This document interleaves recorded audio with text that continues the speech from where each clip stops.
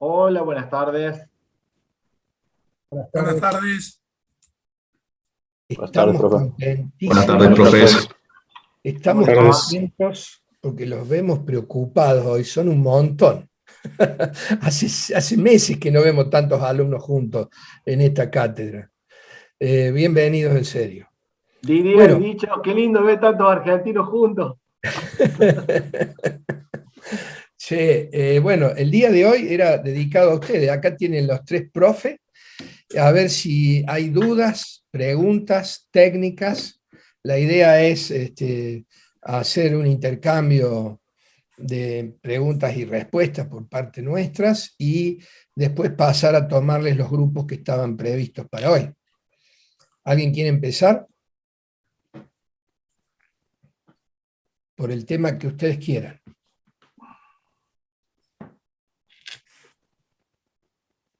Hola. Hola, profe. Hola, profes. ¿Qué tal, Santiago? ¿Qué tal? Yo tengo una duda sobre el tema de destilación de petróleo. eh, para el profe Bonello sería. Y con el tema, no sé si yo entendí mal en clase o si tengo notado, como que él hace al principio una distinción entre la variable punto de ebullición y temperatura. O sea, dice que como que al principio la temperatura no es variable, pero después yo tengo notado como una de las variables, entonces no sé si me hizo un poco de lío con eso. Bueno, está bien la pregunta. Sí, Mira, eh, ¿por qué se para una torre de destilación? La torre de destilación claramente se para por la característica que es el punto de ebullición de cada uno de los componentes que está presente en el petróleo. Naftas, aceites, queroseno y demás cuestiones. La variable con la que trabaja de las propiedades que tiene el petróleo es el punto de ebullición. Las naftas, que tienen un punto de ebullición X, y un gas, el gas va a salir primero, porque seguramente a 30-35 grados va a elevarse, las naftas en 65-70 y así cada vez más, queroseno arriba de 100, pero esa es en función de cómo trabaja la torre de destilación. Ahora, esa es la característica en base a la cual se para, pero cuando vos operás una torre de destilación, una de las variables, entre otras tantas a control, es la temperatura, porque vos no podés, por ejemplo, tener una torre de destilación destilando a 800 grados centígrados, o que, primero, si la tenés a muy alta temperatura, seguramente se te va a descomponer el petróleo, porque es materia orgánica, y la materia orgánica hay que trabajarla entre 400 y 450 grados. Después, de la temperatura puedo hablar varias horas, pero si se te desequilibra la temperatura, todo lo que está dentro de la torre de destilación se te va a desequilibrar y los distintos platos en donde salen la nafta, el queroseno y cada uno de los componentes no van a operar como tal. No sé si soy claro o te enredé peor. No, creo que sí me quedó claro, profe. O sea, como que por ahí el funcionamiento de la torre sí está basado, o sea, cómo va separando. Sí, la variable importante es el punto de ebullición, pero después para el manejo y todo bueno, el resto del proceso, ahí obviamente interviene la temperatura. El control, dicho de otra forma, el punto de ebullición es una característica de cada componente, no cambia con nada, pero la temperatura es la variable que vos modificás para manejar la torre de destilación. ¿Ah? Bien, perfecto. Sí, me quedó claro, profe. Gracias. Bueno, perfecto. y ha estado buena esa pregunta porque alguna vez en algún otro examen de otro año lo hemos preguntado y hubo confusión. Así que claramente es oportuno. Muy bien, muy bueno. ¿Alguien más? ¿Más dudas, chicos? Profe, buen día. Hola, ¿qué tal, Ariana? Tengo una consulta de tratamientos térmicos. En los del verdadero falso había uno que decía que los tratamientos térmicos adecuados tienden a mejorar la resistencia a la corrosión en los aceros. Yo le había puesto verdadero porque varias veces en tratamientos térmicos menciona que bueno, que mejoraba, que se hacía esto de la resistencia a la corrosión, pero era falsa. ¿Y por qué? Bien, buena la pregunta también. Y es bueno que le has prestado atención al tema. Los tratamientos térmicos no mejoran y no afectan en absoluto la resistencia a la corrosión. En los tratamientos termoquímicos, que son solamente para endurecimiento superficial, el nitrurado, que es el que produce capas muy delgadas y muy duras de nitruro de hierro, ese sí mejora la resistencia a la corrosión del material que es tratado. Por eso que en cigüeñales, árboles de leva, algún tipo de engranajes, no todos, porque el nitrurado es un tratamiento térmico, un termoquímico caro, se utiliza en esos materiales que van a trabajar a la fricción y a alta temperatura. Se recomienda el nitrurado porque además mejora la resistencia a la corrosión. Pero es únicamente en el nitrurado. El resto de los tratamientos térmicos y los termoquímicos no mejoran las propiedades anticorrosivas. Entonces, Ricardo, en esa pregunta, justamente, yo lo que decía era, los tratamientos térmicos mejoran. No, los tratamientos térmicos no lo mejoran, por eso era falsa. Sí, Darío. sí, precisamente para evitar la corrosión, los tratamientos que utilizamos es el tema que le di en la última clase yo, que es tratamientos superficiales. Hablamos de pinturas, determinados recubrimientos. ¿Se acuerdan que lo vimos en eso? No solo pinturas, hay un montón de cosas que mejoran, pero hablamos mucho, por ejemplo, de cataforesis, de lo que pasa, incluso alguno de ustedes que trabajaba, comentó un poquito qué pasaba, creo que trabajaba, si no me equivoco, en Fiat, en la planta de pintura. De todos modos, en el caso de los tratamientos térmicos o termoquímicos, el enfoque, Ariana, siempre es para mejorar propiedades mecánicas. ¿Mm? No sé si aclaramos el tema, Ariana. Sí, profe, gracias. Ok. Adelante, otra consulta, por favor. Hola, profe, ¿se me escucha? Sí. Tengo una duda en tratamientos superficiales. No me quedó claro cuáles eran bien las variables, digamos, del proceso. Porque el profe explicó en clase las del baño electrolítico de cobre, Ajá. pero eso no me quedaron si eran claras, o sea, no me quedó claro si era para el proceso de todo el tratamiento de superficies. No sé si me explico con la pregunta. Está No sé bien.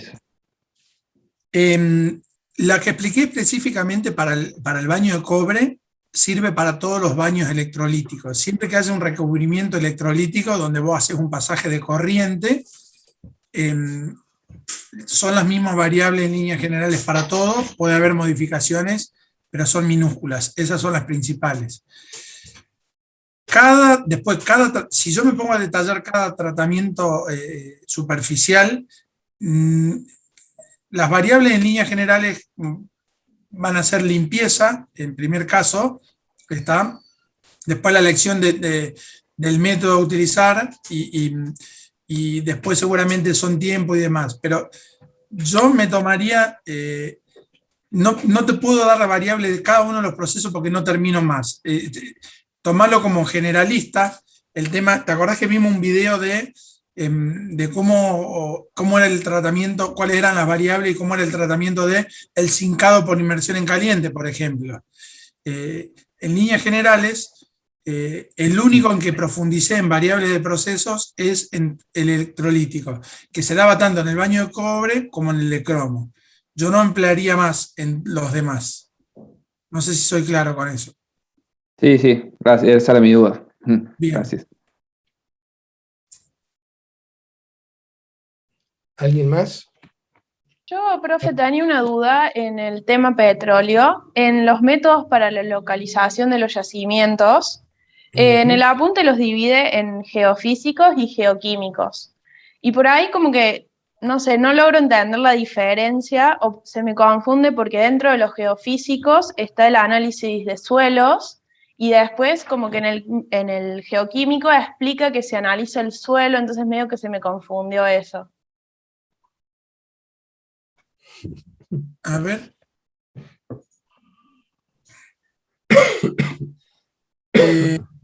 A ver. Podemos seguir con otra duda y yo leo el apunte a ver si logro entender la pregunta, porque no la entiendo, pero seguramente te estarás expresando bien. Mientras siguen con otra pregunta, abro el apunte por las dudas, o mal interpretaste o algo ahí mal explicado. ¿Pueden seguir con eso? ¿Me Dale, esperan? Dale. dale. ¿Alguien más que quiere ir preguntando? Que no sea para Gonela ahora, para Darío. Hola, profe, buenas tardes. Tengo una Vale. duda para César. Dale. Cuando vimos el proceso de descremado de la leche, no entiendo por qué el ángulo de la máquina, o sea, de los centrifugadores, es una variable del proceso en este caso. O sea, ¿cómo incide el ángulo? Bien. Vos acordate que primero el principio de separación de los componentes de la leche es por diferencia de densidad. ¿Sí? Darío te explicó que la torre de destilación es por diferencia del punto de ebullición. Acá es por diferencia de densidad. Es una variable física. Bien. Si vos a la diferencia de densidad, ¿cómo acelerás la separación en algo que sea más pesado que otra cosa? Combinando la diferencia de densidad con la fuerza centrífuga. ¿Sí? Bien. Y si además esa fuerza centrífuga la ejerce un plano inclinado, mientras más diferencia de densidad vos tengas, más velocidad de rotación tengas y más ángulo de inclinación tengas, más rápido va a favorecer la separación. Entonces, mientras más plano, más lenta la separación por diferencia de densidad girando, rotando, y mientras más ángulo tenga, más rápida es la separación.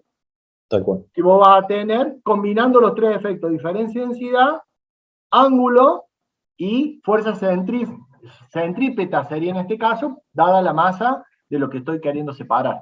Es por Bien, eso bien. que el ángulo incide en la velocidad de separación. Generalmente, mientras más RPM tiene el motor, más ángulo le tengo que dar para un caudal constante. Bien, bien. Gracias, profe. De nada.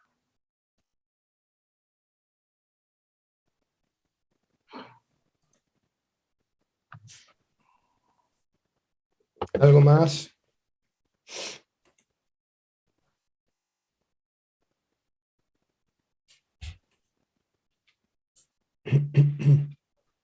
Profe, yo tenía otra duda, pero de contenidos, porque en el apunte el último tema es industria de madera y papel, y eso no lo vimos. Quería saber si entraba o no al parcial.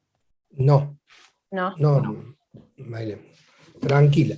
Recuerden siempre lo que planteamos, los temas que desarrollamos son los que vamos a evaluar, inclusive para los exámenes.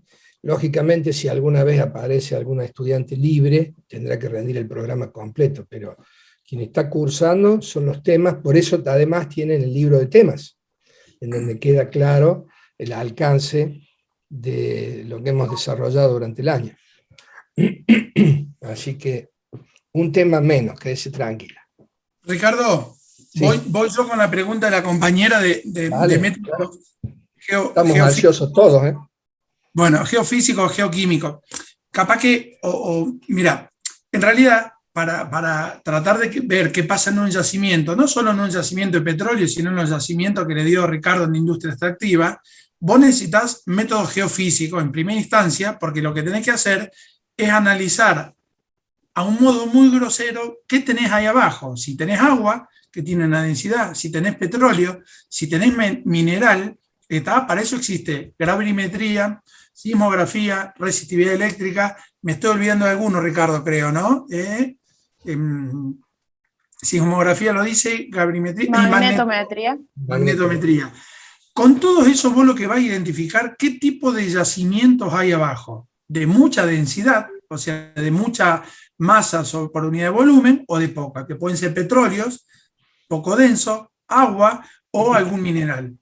A eso, una vez que vos encontraste que hay abajo, ahí viene el complemento geoquímico, que hay que analizar, tomar muestras y empezar a pensar o analizar, perdón, si lo que tenés abajo es hierro, si es carbón, si realmente es petróleo, y si es petróleo, ¿de qué calidad de petróleo hablamos? ¿Qué grados API está? O si simplemente es agua. También tenés que hacer un análisis geoquímico para ver si esa agua es potable o no. Por ejemplo, toda la zona, yo se lo comenté, que toda la zona este de Villa María para San Francisco, y hasta toma el agua de Napas, porque el agua, la característica química, es tan buena que lo único que necesitan es un simple agregado de cloro, casi que ni pasa por filtrado. ¿Está? Entonces, no sé si soy claro, Mailén, más o menos con la respuesta. Es como que las dos cosas van juntas. Primero hacer el método geofísico para analizar qué hay abajo. Hay un montón de un material pesado. ¿Y qué es? Y no sé, pueden ser los 3 profes que estamos dando clase, o quizás tener suerte que algún mineral que tiene una buena densidad y que lo puedes extraer. Y lógicamente, cuando vos vas a hacer el análisis geoquímico, además de necesitar conocer el material que hay ahí, tratar de hacer una estimación de algo. Hablaron en el primer parcial de la ley del mineral, de cuánto realmente tenés, porque a lo mejor encontrás que hay, pero lo que hay no es suficiente. ¿Está? Creo que Ricardo, vos alguna vez nos contaste que acá en Córdoba tenemos oro en los Gigantes, ¿o no? Hay oro, hay wolframio, pero claro, en muy bajas cantidades. No, yo después que vos dieras la explicación, quería aclarar lo siguiente. En la etapa previa hay análisis químico, cuando hacemos la geolocalización, y posteriormente, cuando hemos geolocalizado, también vuelve a haber análisis químico, porque lo hacemos a distintas profundidades, parte del proceso para cubicar un yacimiento. Y en el petróleo ocurre exactamente lo mismo. Con lo cual se usa 2 y hasta 3 veces el análisis químico, porque después al final también hay que determinar, en el caso del mineral o en el caso del petróleo, qué calidad tiene el petróleo o el mineral que estamos usando. O sea que la presencia de los químicos es inevitable. Sonrían ustedes dos, por lo menos. Profe, miren la publicidad que le estamos haciendo. En todo momento tiene que hacer el análisis, o sea, pero estuvo bien la observación suya porque puede prestarse a confusión. Bien, profe, gracias. Bueno, ¿había otra consulta dando vuelta ya? Ahora me perdí. O terminamos con César y saliste vos, Darío. Sí, puedo hacer. Yo, profe, tengo una consulta para el ingeniero de la Costa. Bueno. Sí, en la producción de dulce de leche nos había comentado que, como era uno de los aspectos importantes, era evitar que la lactosa cristalice. Y una de las formas que se podía hacer era homogeneizarlo, y otro era sembrando cristales. No me quedó claro bien cómo era ese proceso del sembrado de cristales, creo que era también de lactosa. Bien. ¿Viste que dicen que al fuego lo combate con fuego? Bueno, esto es lo mismo. No importa de qué estemos hablando, la teoría de cristalización y centros de nucleación, todos la conocen, ¿verdad? O la han visto en distintas materias. Ciencia de los materiales. Acá el secreto es que, al igual que yo tengo en un vaso de agua y empiezo a agregarle azúcar o empiezo a agregarle sal, y mientras lo agite yo voy a poder disolver, va a llegar un punto en donde no voy a poder disolver más nada y va a llegar el punto de saturación. Y ahí van a empezar a depositarse o a cristalizar. En el dulce de leche pasa un fenómeno parecido.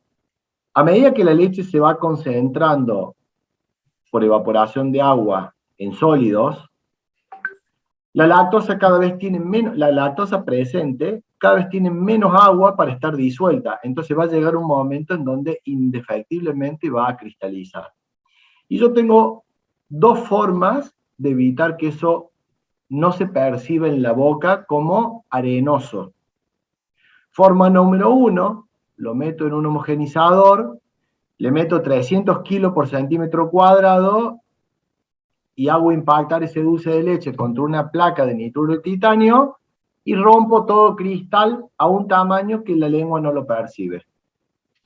Forma número 2, si no tengo ese equipo, siembro microcristales de lactosa en un proceso de agitación muy rápido que disperse los centros de nucleación y que haga que la lactosa que está ahí dando vuelta se agregue a muchos cristales chiquitos dispersos. Entonces, en vez de tener pocos cristales grandes, tengo muchos chiquitos dispersos. No evité la cristalización, simplemente la atomicé tanto que la boca de nuevo no la percibe. Son las dos formas. Pero los cristales van a estar porque simplemente pasa lo del azúcar o lo de la sal en el vaso. Llega un momento que no hay más agua para estar solvatado. Entonces no queda otra que cristalice y se agregue entre sí. ¿Quedó claro? Sí, profe, perfecto. Gracias. De nada.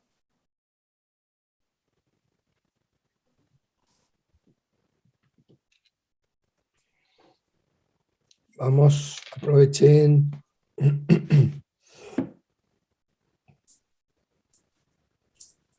Hago yo una pregunta. Candela Rojo, ¿está presente? Sí, profe, buen día. No, Buenas le voy a tardes. hacer una pregunta personal. ¿Usted es hija de Carlos Rojo? No, no, Ah, no conozco ningún cargo. no, he trabajado muchos años con Carlos Rojo y ahora vi recorriendo los presentes, vi su nombre, por eso la curiosidad. Disculpa, ¿eh? Y es un apellido bastante común, la verdad. Rojo. He descubierto en los últimos años. Ah, no, yo la única persona y trabajé con muy buena vinculación, realmente hacíamos equipos en algún momento. Bien, gente, otra pregunta de procesos industriales. Vamos que se está acabando el año. En cuanto ustedes no nos pregunten más nada, vamos a pasar a los trabajos de grupo, ¿eh?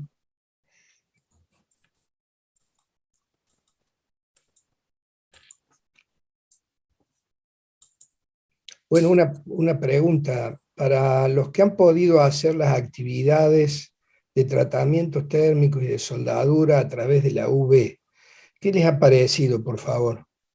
Quiero que hagan un Profe, comentario. Sí.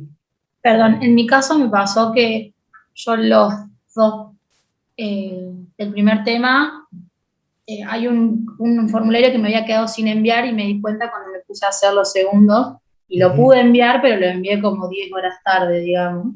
No, Como que no es no te problema.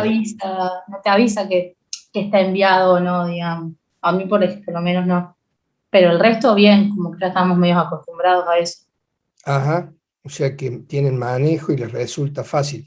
Para nosotros está haciendo algo totalmente nuevo.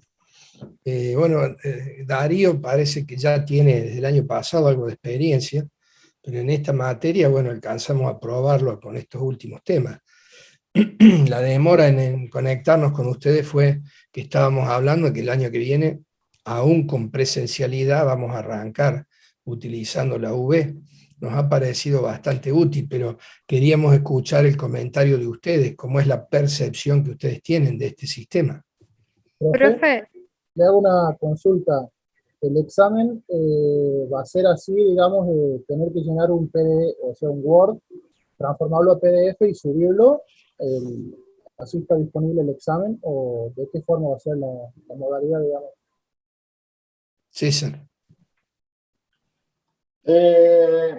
No, el examen lo vamos a mantener con la modalidad de el Classroom y los formularios por ahora.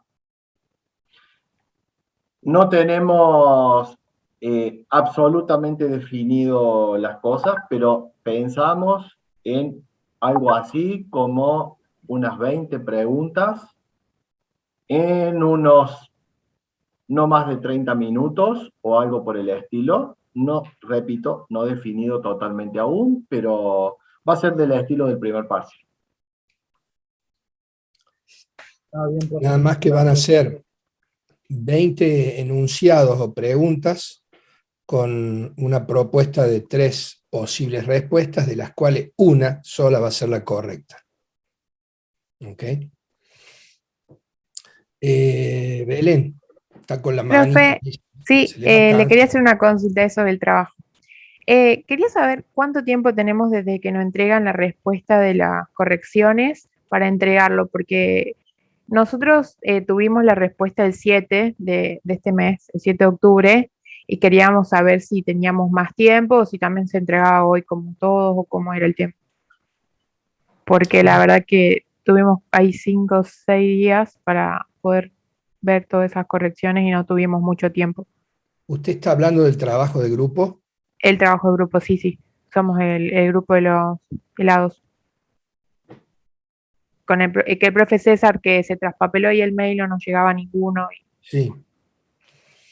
Lo que pasa es que hay 3 grupos de helados, o sea, la confusión vino porque hay 3 grupos de helados, 2 de la fábrica de helados Gloops y 1 de Vía Habana. Y la confusión estuvo ahí. Pero claro. Ustedes tienen que exponer por lo que hoy. hemos rastreado, ¿no? Sí, nosotros somos el grupo 20. De una empresa de Carlos Paz. Sí. Bueno, ¿y cuál es el problema que tiene? ¿Cuándo le vamos a dar la No, nota? no. Que nosotros obtuvimos la respuesta de las correcciones el 7, o sea, hace poquito. Y queríamos saber cuánto es el tiempo que tenemos para darle todo corregido. O sea, si hoy lo tenemos. No lo tiene que volver El a día enviar. que les toque presentar, presenta las correcciones, no hay una segunda corrección.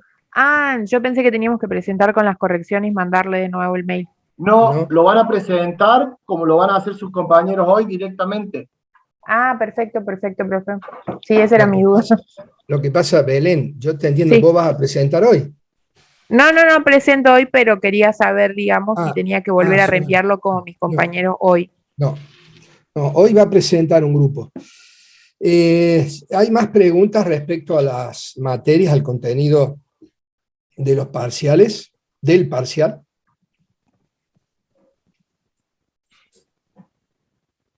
Bien. Les vamos a proponer ahora a través del chat, les vamos a proponer dividirnos en 3 salas. Para los que puedan elegir sala, yo insisto, recuerden que es obligatoria la asistencia.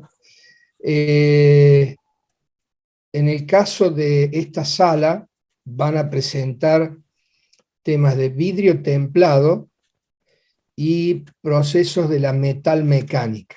A los que les interesen esos temas se van a quedar, además de los 2 grupos, se van a quedar el grupo 1 y grupo 17, lo que no anoté de qué cursos son, pero el título creo que les alcanza.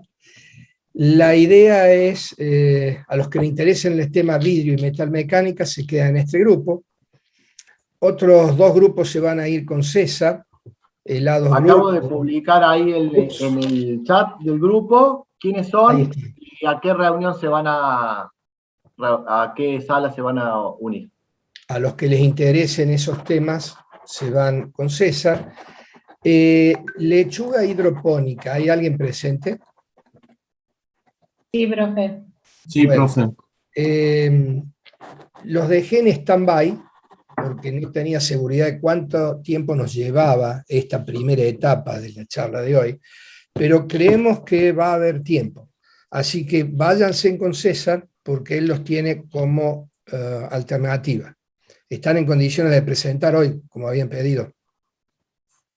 No, profe, como no aparecíamos en la lista, no terminamos de tocar todo. Ok. Pero la idea era esa. Recuerden que todos tienen que haber tenido los trabajos listos a partir del 15 de octubre. ¿eh? O sea, no vaya a ser que de aquí a unos días les toque y nos digan, y que yo no sabía, que a mí no me avisó. Les vamos a publicar los cursos, quienes presentan 1 o 2 días antes. Así que por favor tengan todos marcado, terminado el tema, listo, no tienen que estudiar, es decir, es el trabajo que ya les hemos corregido, mejorarlo y hacer un PowerPoint o una presentación para 20, 30 minutos, no más. Entonces, ténganlo todos listos porque esto va a ir saliendo, inclusive hasta había una intención de conectarnos todos y los llamábamos, el grupo que no estaba quedaba ausente. Es decir, che, esto es responsabilidad de ustedes también. No es solamente el rol del profe absorbiendo toda la problemática del universo.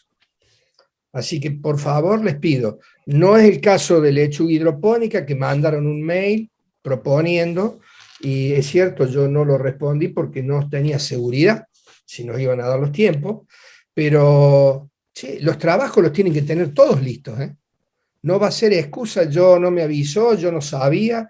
A partir del 15 de octubre de este año, todos los trabajos que fueron corregidos y devueltos a los estudiantes tienen que estar listos para la presentación.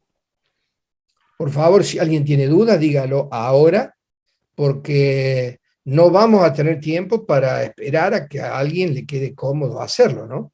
Profe, disculpe, no es para excusarnos, pero tenemos todo corregido, solo quedaba ultimar el power y no lo hicimos porque como no estábamos en la lista, no lo terminamos. Lucía, no es el problema de ustedes, porque ustedes se ofrecieron inclusive a que les adelantáramos. Yo no les quise contestar porque no tenía seguridad. Pero Gracias, profe. aproveché para pasar el mensaje para todos. Sí, Andrés, querías comentar. No, yo soy del grupo del hecho y sí, no, gracias. Ok. Era para aclarar. No es con ustedes el tema, es para todos. Vamos a llegar justo con los plazos para cerrar el ciclo lectivo. Bien, ¿publicaste, Darío? Sí. Darío va a presentar, va a tomar levaduras y burletes. Son procesos interesantes, al que le interese se pasa a la sala, pero no has puesto tu idea, Darío. Ah, sí, perdón. Ya está. Bien, gente. Buenas tardes a los que se van a retirar a otro grupo. Y colegas, después charlamos un rato. César, me tenés que explicar eso del Classroom después, pero en todo caso te llamo. Yo tengo mecánica después de esto. Ya, llámame, no hay problema. Después. Dale. Ok. Profe, disculpe, una consulta. Con el ingeniero Bonella dijo burletes y qué más, porque acá solo figuró burletes. Levaduras. Bien. ¿No está escrito en el chat? Ah, sí, perdón, está adelante. Sí, Bien, me bien. ha pasado lo mismo que a mí. Yo veía eso, pero en el chat hay que buscarlo. Gracias. Profe, disculpe, ¿usted, Ricardo, con qué grupo se queda? ¿Qué temas son? Vidrio templado y metal mecánica. Listo, gracias, profe. Bueno, nos dividimos entonces. Hasta luego todos.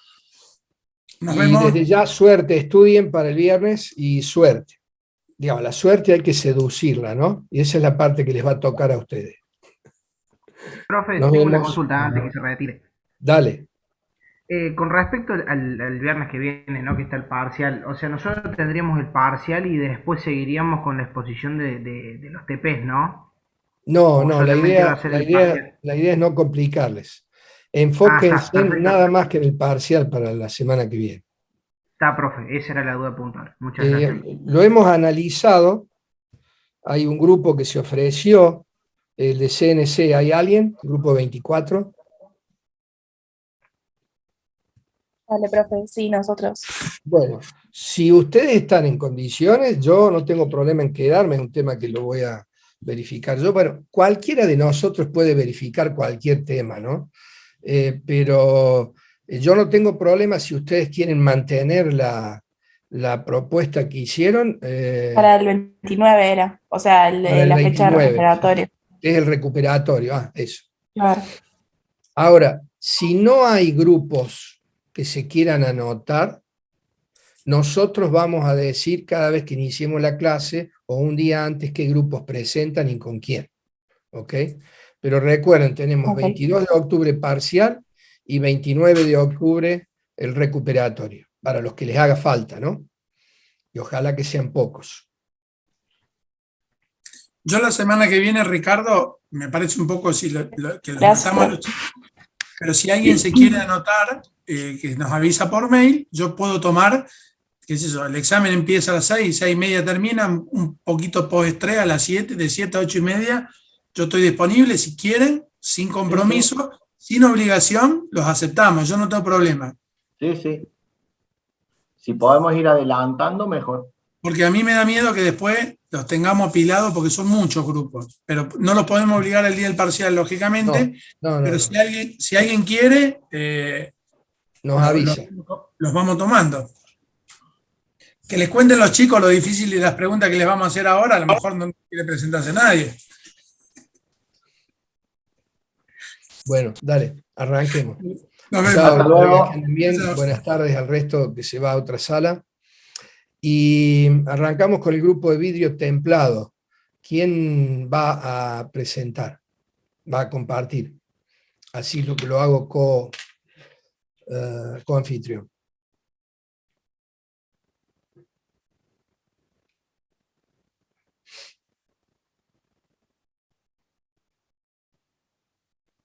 Yo, profe, no era más, Evelyn y Jerónimo. Una consulta, profe. ¿Sí? La exposición, ¿hay que ya mandarla o no? No. Ah, listo, esa era la duda que tenía. Es más, estamos pensando, ahí te hice coanfitrión, estamos pensando que el año que viene les vamos a pedir que la exposición la hagan con una clase grabada. Les hacemos la precorrección del trabajo y ustedes después la graban y la suben a la UV. Y nosotros la vemos desde la UV de manera asincrónica. Pero bueno, son todos temas que estamos aprendiendo sobre la marcha. En una de las cátedras de Gonela, él tiene una de las profesoras que se ha especializado en esto ya el año pasado, porque inclusive venía trabajando. Bueno, y ustedes me confesaban de que hay en algunas materias donde ya han trabajado con la UV, bastante más. Nosotros estamos lentejas en esto. Profe, disculpe, nosotros somos de vidrio flotado, no templado, no confundí. Mil disculpas. Sí. Profe, disculpe. Buenas tardes. Nosotros somos vidrio templado, ya me estaba confundiendo entero, no sabía qué hacer. Digo, o sea, nosotros asustaste, hacemos vidrio Rodrigo? templado. ¿Te asustaste? Claro, porque como él dijo que hacía vidrio templado, yo dije que habíamos preparado todo, si no, No, entendía entendí nada. mal, mil disculpas. Bueno, menos mal que te asustaste un poco. Recuerden que a partir del 15 de octubre todos tienen que tener los trabajos listos. No, es que Acá no justamente tienen tenemos que- todo preparado, profe. Ah, bueno, para entonces ahora. si quiere, después pasa. Pero vamos Por eso, a darle profe, es a que nosotros flotar. somos del templado. Ah, perfecto. Todo Yo bien, tengo perfecto. anotado, y posiblemente, ustedes son, ¿quién es el grupo número 1? ¿Templado o Nosotros, flotado? Me parece que nosotros, profe, templado. No, ¿cómo me parece? Sí, flotado no es, profe, el 1. Nosotros no Sí, nos sí, habíamos somos anotado, nosotros. profe. Como nadie respondía, digo, bueno, se está confundiendo con flotado y por eso me mandé. Bien, ¿están en condiciones los dos grupos? Sí, profe, estamos. Dale, arranque el que quiera. Yo le compartí a Jerónimo. ¿Querés empezar, Jerónimo, y después seguimos con Rodrigo? Va, y su grupo. Ah, profe, no estamos preparados, creo. Bueno, ok, vamos, Rodrigo. Te comparto entonces a vos. Che, ahora, por favor, anoten lo que yo mencioné recién. ¿Eh? A partir del 15 no hay excusas. Y 15 de octubre creo que es hoy, ¿no? Sí, profe, a nosotros nos falta cerrar un par de cosas nada más. Está bueno, Pero ¿no? como no nos habíamos notado para hoy, ya cerrar el PowerPoint nada más. Vidrio flotado. Listo, grupo 1, flotado. Ya te compartí. Bueno, profe, ahí comparto. Profe, ¿me puede compartir a mí? Yo soy Rodrigo Bustamante, estoy con Rodri. Dale.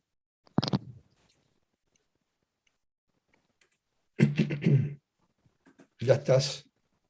Igual Gracias. el grupo número 1 no es templado, profe, disculpe. Y ya ahora tengo que ponerme a buscarlo en el Classroom, en el Drive, digo. Presenten, no se hagan problema. Yo después cuando cargue las notas, ahora voy a tomar nota de quiénes son los que están y verifico el grupo. Profe, ahí se ve. Sí, señor. Bueno, A ver.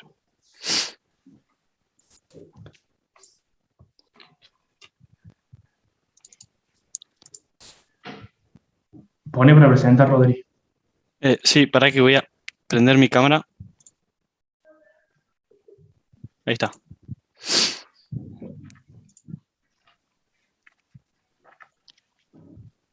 Pasa a la siguiente.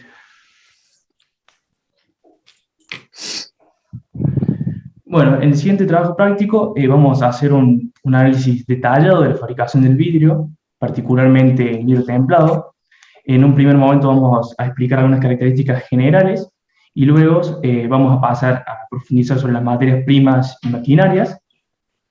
Uno de los aspectos más importantes en esta presentación, en particular, y en la materia en general, son las variables del proceso, las cuales vamos a explicar, ¿sí? Vamos a ver cómo afectan al proceso, ¿sí? Y cómo las podemos controlar.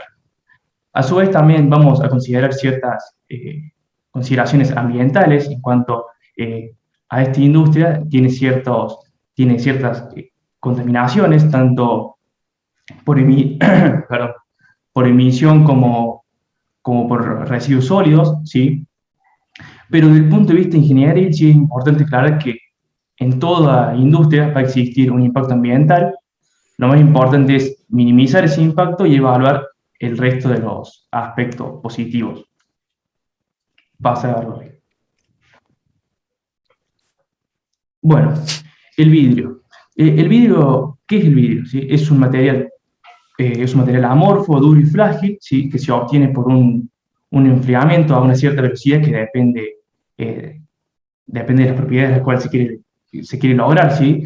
Y es a partir de una mezcla de componentes que son de tipo inorgánico, las cuales se encuentran fundidas. Dentro de las aplicaciones que tiene el vidrio, ¿sí? Podemos encontrar como la industria automotriz, la construcción, dispositivos electrónicos, entre otras. ¿Por qué tiene tantas aplicaciones el vidrio? Por sus propiedades intrínsecas, ¿sí? Hablamos de su brillantez, sus propiedades a la resistencia al uso o al desgaste, ¿sí? Y también su transparencia.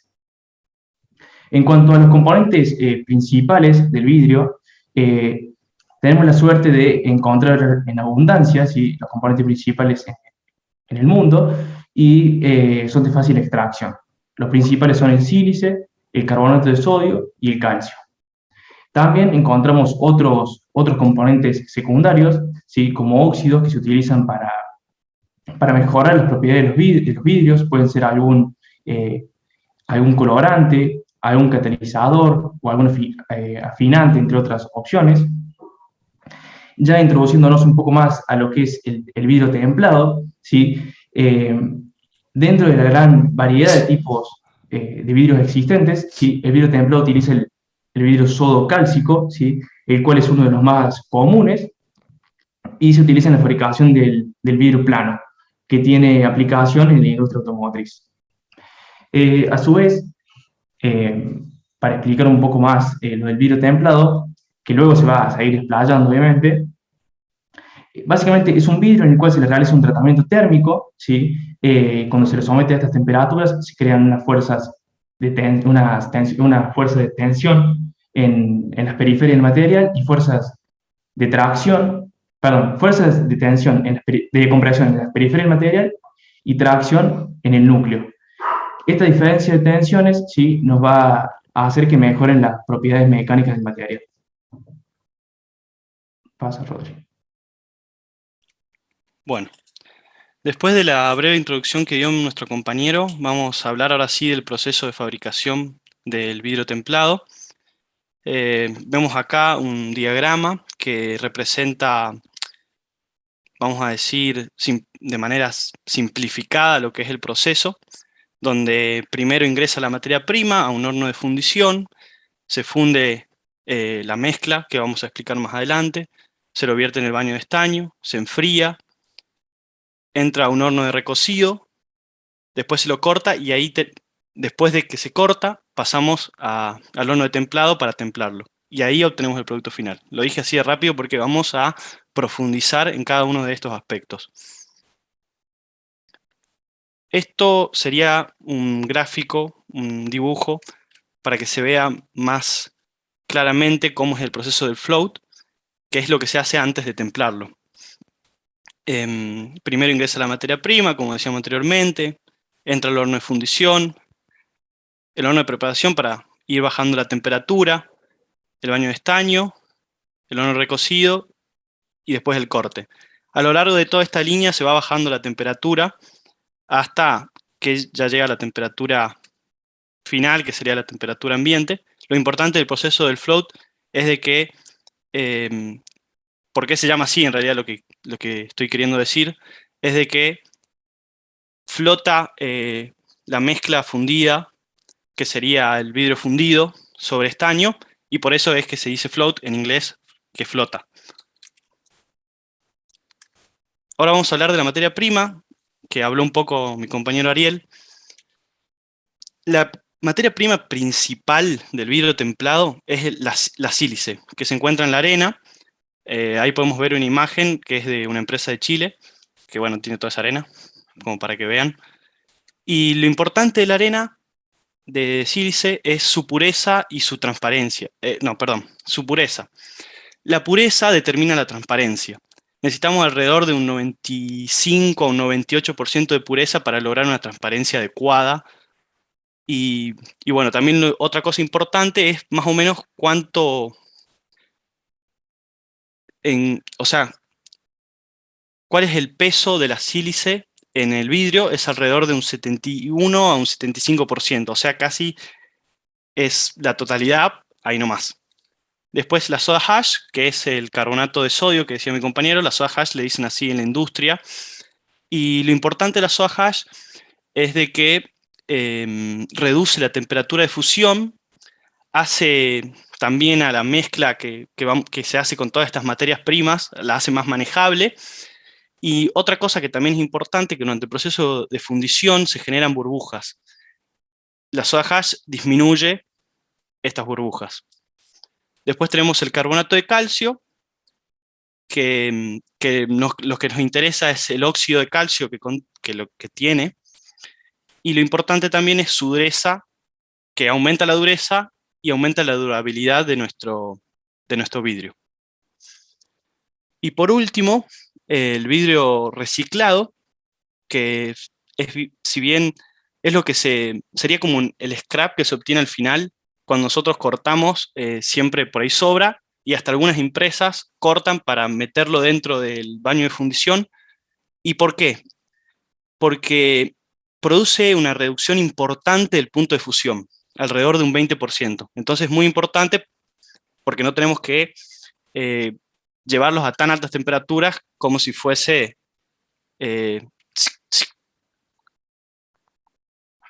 como si cuando no lo tendríamos. Me costó una banda. Después pasamos, bueno, ahora sí al horno de fundición. En el horno de fundición lo importante es controlar la temperatura. Por eso vemos estas variables. Es alrededor de 1500 grados centígrados a lo que tenemos que mantener la temperatura, y tenemos que controlar principalmente que no se generen burbujas y que se homogeneice bien el material, que se homogeneice bien la mezcla. Después de que ya está fundido nuestra mezcla, ya está fundido el vidrio, pasamos al baño de estaño.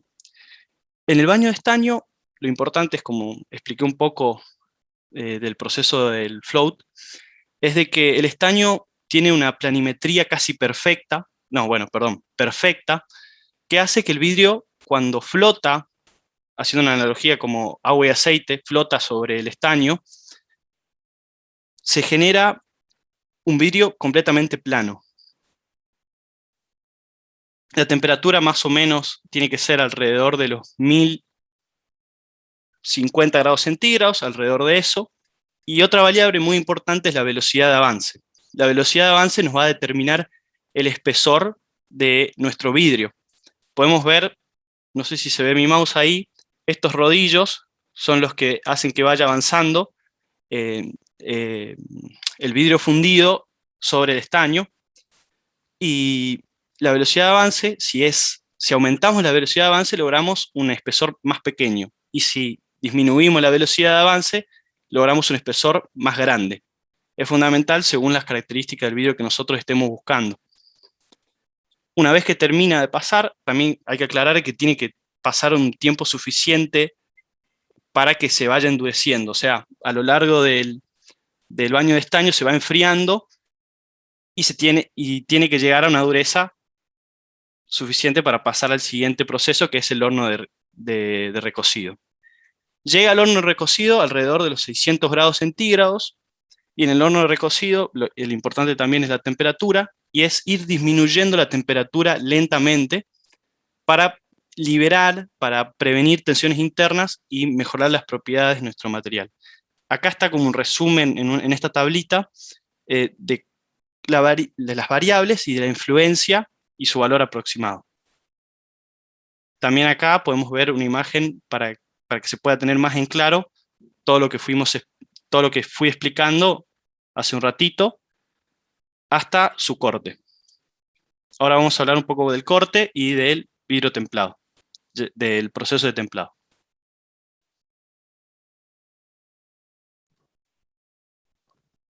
En lo que respecta al templado, justamente el templado es un tratamiento que se le realiza a los vidrios para aumentar su resistencia, que más o menos en valores aproximadamente de 4 a 5 veces superior a un vidrio común, y no solo eso, sino que le brinda la característica de, en el caso de romperse, hacerlo en pequeños volúmenes no cortantes. Por lo tanto, es considerado un vidrio de seguridad y tiene que cumplir con ciertas normas.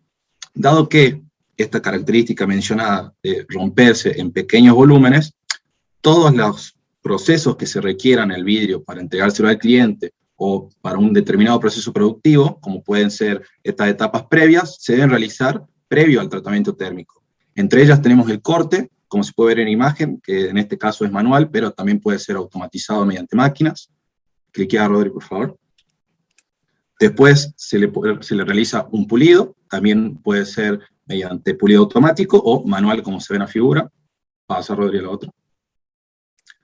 Luego tenemos el perforado, que según el uso o la aplicación que se le vaya a dar, las perforaciones van a variar. Generalmente se utilizan taladros de agua, en el caso de las industrias más grandes.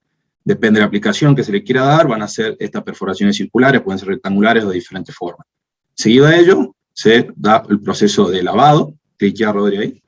Proceso de lavado mediante el cual se termina de limpiar todo el vidrio, dado que cualquier suciedad o impureza que se encuentre puede producir que éste se rompa durante el calentamiento en el tratamiento térmico propiamente dicho.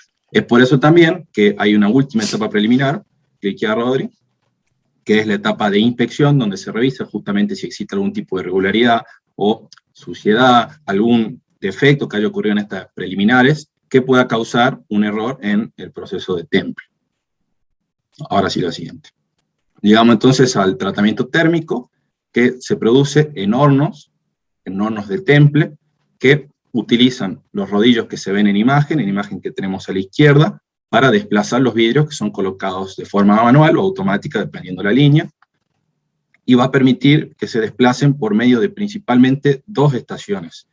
La primera estación es el horno, donde se realiza un calentamiento hasta aproximadamente una temperatura de 650 grados.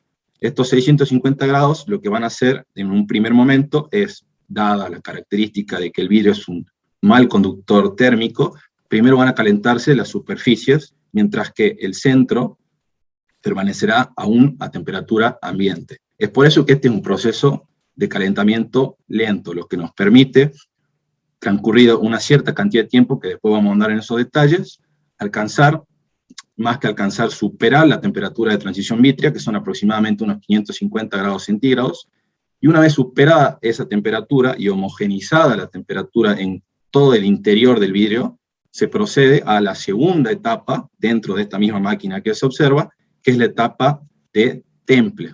Es la etapa donde se realiza un enfriamiento por medio de aire a altísima presión, a un caudal aproximadamente de 5,1 metros cúbicos por minuto. Todos estos valores, tanto la potencia que es de 30 kilowatts como el mencionado caudal, varían mucho de máquina a máquina. Para este caso, los valores que nosotros estamos dando son de la máquina que se ve ahí en imagen, pero de acuerdo a los vidrios y a la industria a la que uno se dedique, varía la máquina que uno utiliza y los parámetros fuimos nombrando. Cliquear, Rodri, por favor. Entonces, lo que podemos observar acá es, como bien les mencioné, en una primera etapa, cuando es el calentamiento, se produce un proceso lento, donde podemos ver la evolución de la temperatura, cómo va siendo lenta, hasta que alcanza el quench time, que vendría a ser justamente el templado, que a diferencia es algo totalmente brusco. Y lo que sucede acá es que en un primer momento, este enfriamiento brusco producido por el aire a alta presión va a enfriar la superficie del vidrio, pero el centro seguirá caliente a la temperatura de aproximadamente 630 grados centígrados, 620, por lo tanto la superficie se va a comprimir mientras que el centro siga caliente. Sin embargo, cuando el centro se comience a enfriar, la superficie ya se va a ver enfriado, por lo tanto esta va a estar sufriendo esfuerzos de compresión, mientras que el interior, el centro de este vidrio va a estar sufriendo esfuerzos de tracción. Esto justamente lo que brinda la característica buscada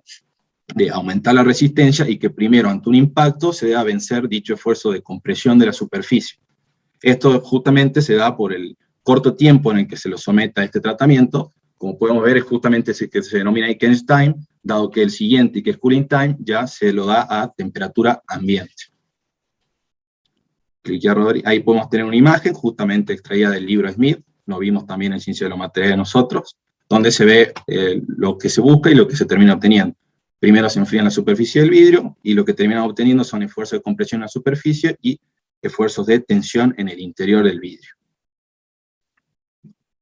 Una de las variables importantes, como bien dijimos, es el aire, que es el responsable del enfriamiento. La temperatura nuevamente dependerá de la máquina, pero para este caso es de 25 grados centígrados, con el caudal mencionado de 5,1 metros cúbicos sobre minuto. Potencia de entrada, 30 kilowatts. Luego la temperatura del horno es de 650 grados centígrados, es de 4 a 5 minutos el tiempo. Esto también varía mucho de la máquina, hay máquinas que lo hacen incluso en 2 o 3 minutos, y también dependiendo del espesor que tenga cada uno de los vidrios. Lo mismo sucede con el tiempo de temple, que acá está en conjunto el tiempo de temple con el tiempo de enfriamiento. Sería el quench time con cooling time. Más o menos también son 4 a 5 minutos, variando, como bien dijimos, del espesor y las máquinas que se utilizan. Y ahí terminamos con el proceso de temple. Bueno, yo me voy a encargar de comentar sobre las consideraciones ambientales. Clicar, Rodri, para que entren todas las palabras. Bueno, los diferentes tipos de residuos que se generan dentro de la fabricación de vidrio son aceites, grasas y combustibles, y el scrap, que es el polvo de vidrio que generan las máquinas en su desgaste. Se suelen guardar todo esto en barriles de 200 litros. Estos barriles se generan y se ponen en depósitos preparados para... ¿Profe está? ¿Hola? Profe, lo vi irse y No. Ok, sigo. Entonces, todo esto... Sí, No me lo ok. presenta a mí, se lo presenta al grupo. Perfecto. Entonces, estos barriles de 200 litros se guardan en depósitos que están preparados para su almacenamiento, porque los barriles con hidrocarburos deben tener un piso impermeabilizado con pintura para evitar algún posible fallo. Más adelante voy a hablar de lo que se hace con estos barriles. Pasa, Rodri, por favor.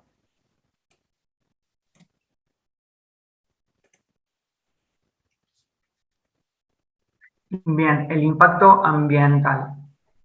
Una mala gestión de los residuos nos puede generar distintas dificultades. Es muy importante tener un encargado de la calidad para verificar que todas las máquinas funcionen como corresponde, y poder tener también un jefe de producción para que no se cometan fallos en la fabricación y en la manipulación de los mismos.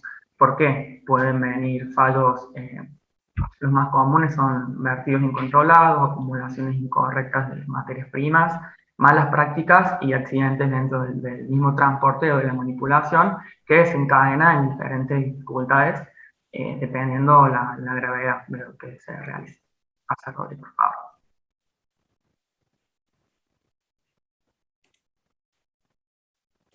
Ok, consecuencias sobre el ambiente.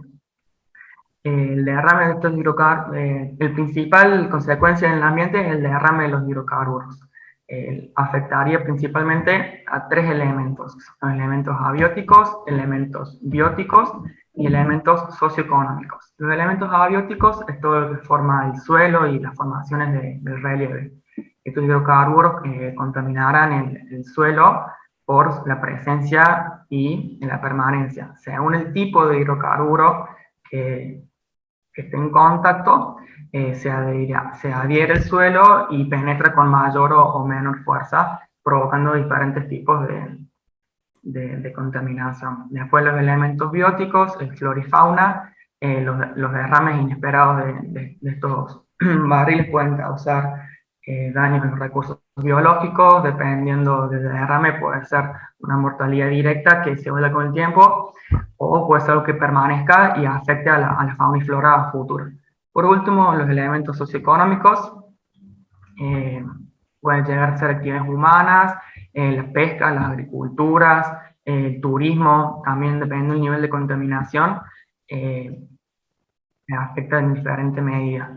El polvo de vidrio, es muy importante hablar sobre esto, ya que dependiendo la cantidad que haya en el aire, puede ser inhalada por los mismos personas que estén en el área de producción o gente externa, y causaría sobre los tejidos pulmonares. Pasa, Rodri, por favor. Bien, emisiones que se dan en la atmósfera. Dentro de los procesos, como dijo Rodrigo, trabajamos en hornos a altas temperaturas, trabajamos en el recocido a temperaturas entre los 500 y 550 grados que generan combustión, y hay mucha oxidación. Puede provocar la emisión de subproductos, como es el caso del dióxido de azufre, el de carbono, el óxido de nitrógeno, los hornos de fusión, lo que nombró Rodrigo, generan entre el 80 y el 90% del total de las emisiones contaminantes a la atmósfera dentro de la fábrica de vidrio. Por último, el último ítem ahí es el material particulado, que son emisiones de polvo, consecuencia del transporte, la manipulación, el almacenamiento de las materias primas.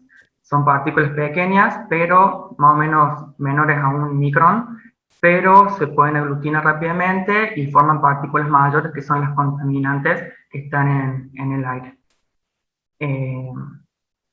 Hasta Rodri, por favor. Casi por último tenemos las aguas residuales. La mayoría del agua se produce durante la etapa de refrigeración y la limpieza del polvo de vidrio. Deben utilizarse, pasa Rodri, por favor, hasta que termine. Lo mejor es usar sistemas cerrados, ya que puede mejorar el procesamiento, mejora el control, es más fácil de controlar y evita posibles pérdidas, ya que está todo calibrado por presiones y caudales medidos. Rodri, pasa, por favor. Bien, ahí lo que decía, controla la eliminación de los desechos. Por último, tenemos los residuos sólidos, que no es lo más peligroso dentro de la industria del vidrio, pero se produce en niveles relativamente bajos. La fabricación genera residuos principalmente en la zona del transporte, la limpieza, el mantenimiento. Los principales son los polvos que ya nombramos y los ladrillos refractarios dentro de los hornos. Por eso es importante un control general de estos hornos. Habíamos visto, pasa Rodri, que falta un poquito más. Habíamos visto en higiene y seguridad, de una materia de este año, nos enseñaron que los residuos peligrosos, cuando yo abro una empresa, debo decir por escrito qué tipo de residuo voy a generar, y debo presentarlo en una papelería para saber que yo soy un generador de residuos peligrosos. Es la ley 24.050, creo, donde la misma enmarca los términos legales para la generación, la manipulación y el transporte de estos residuos que generamos. Por último, está la bibliografía. Nos guiamos de la Smith, que es el libro del segundo año de Ciencias de los Materiales. unas tesis y unos libros que encontramos por internet que están a continuación. Y por último, agradecerles y si tienen alguna pregunta, se las respondemos. También, profe, si dispone de tiempo, podemos mostrar un video que resume un poco lo que explicamos. Sí, prepárate el video. ¿Cuántos son en el grupo, por favor? 4, profe. ¿Quiere que le diga los apellidos? Bustos, Weibull, Danotti. Bustamante, profe. Bustamante, perdón. Weibull, Danotti. Weibel, y Boneto. Dagnotti y Boneto. Boneto, bien. Dale con el video. A ver. Vayan ¿Vos pensando lo tenés ahí en si mano el link curso o lo quiere comparto hacer yo? preguntas. Tengo los que están en inglés, amigo, nomás. Compartí vos, por favor. ¿Puede ser? Si no, lo tengo que buscar. Yo lo tengo, profe. ¿Me puedo hacer co-anfitrión? Dale. ¿Quién sos de nuevo? Señor Ariel. Dagnotti. Ariel Danotti. Ariel. Ya está, Ariel.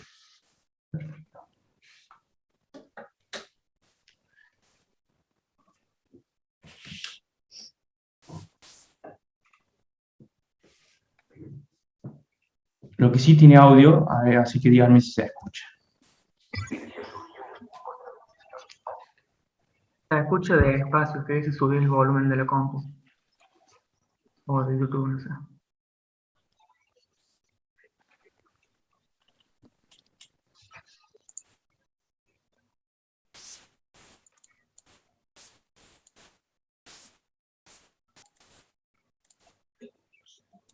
Si el audio vale la pena, cuando vos tenés la función compartir pantalla, hay también una opción que es compartir el audio, entonces lo compartís directo, más allá del volumen con el que vos lo estés reproduciendo.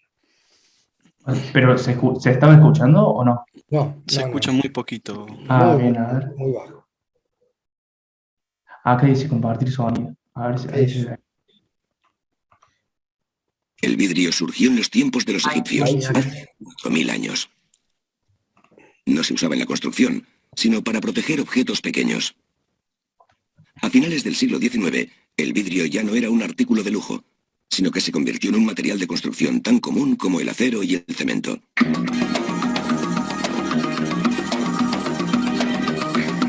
El vidrio se hace con distintas materias primas mezcladas con un poco de agua. Estos materiales son arena silícica, carbonato sódico, dolomita, piedra caliza, nefelina sienita y sulfato sódico.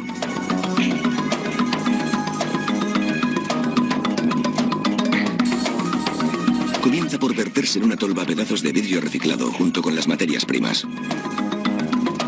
Ahí se derretirá. De manera continuada, los materiales mezclados se introducen en un horno de gas. La temperatura dentro del horno es de 1500 grados centígrados. Contiene 1500 toneladas de vidrio derretido.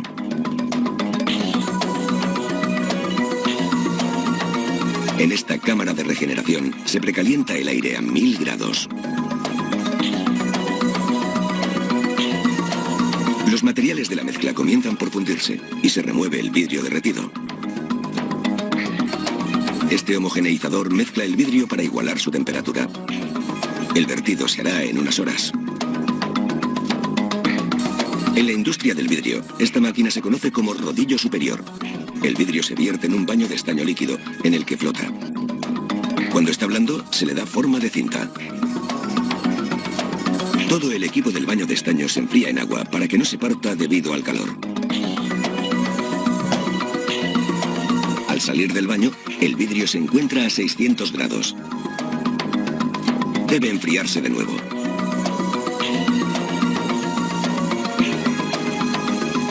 Esta enorme cinta de vidrio mide 3,3 metros de ancho.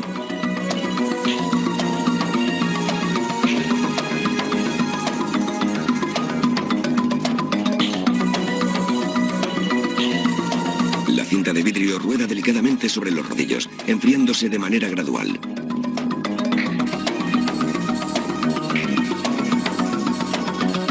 El vidrio está aún blando.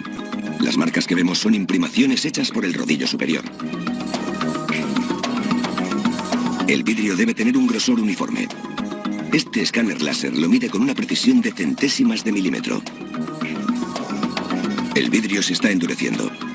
A continuación viene la fase de cortado. Este rodillo ultraduro de carburo de tungsteno hace una marca longitudinal antes de cortar el vidrio. Ahora se procede al marcado transversal.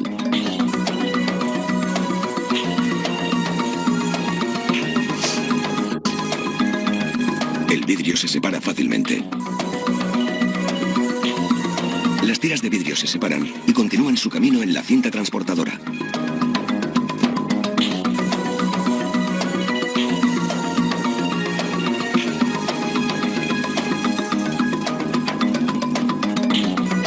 Estos rodillos cortan los bordes de la lámina de vidrio. Las piezas de vidrio sobrantes caen al suelo. Más tarde se reciclarán.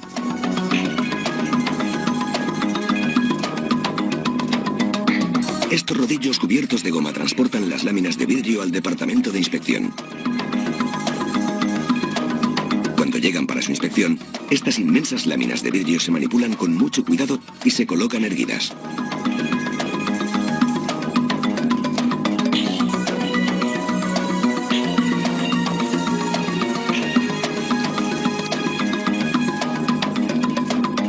El vidrio se inspecciona con lámparas fluorescentes para buscar imperfecciones. Una vez inspeccionadas, las láminas de vidrio se manipulan de una en una y se almacenan en vertical.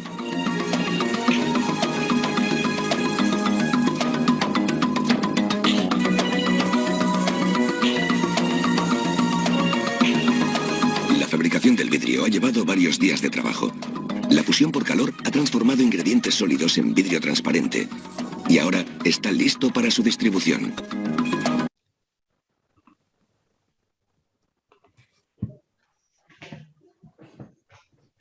Profe, ese video hablaba específicamente del vidrio, digamos, en general. Ahora hay otro video que dura 1 minuto que muestra la máquina del templado. Bueno. Un segundo, ahí lo comparto.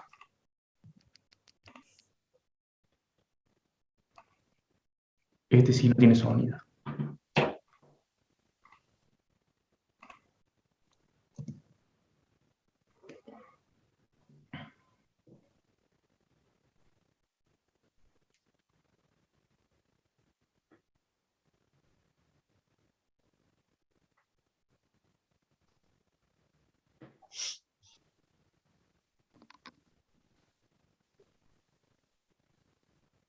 Es un horno de ciclo continuo, ¿no?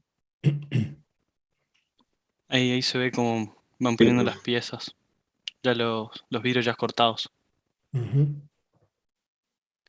Nosotros en el primer trabajo habíamos templado antes de cortar. Después lo corregimos. Yo estoy ahora con la inquietud de cortar un vidrio templado.